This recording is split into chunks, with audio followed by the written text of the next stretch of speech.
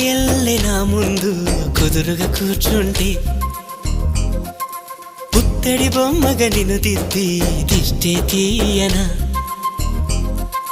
పిల్లాడల్లే అల్లరిగా పరుగులు తీస్తుంటే కళ్ళను మూసి నలుగెట్టి లాలలు పోయనా నువ్వు నడిచి అలసిపోతుంటే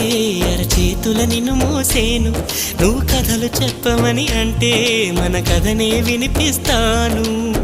ఏ చింత లేదంటూ నీ చింతనుంటే ఏ భాగ్యం కావాలి నాకింతకంటే ఈ దొరసాని నాలివేణి ఇక లోకంలో ఏదైనా పోతే పోనీ ఏం చేసావు నా ప్రాణం ఏదేమైనా జీవితమే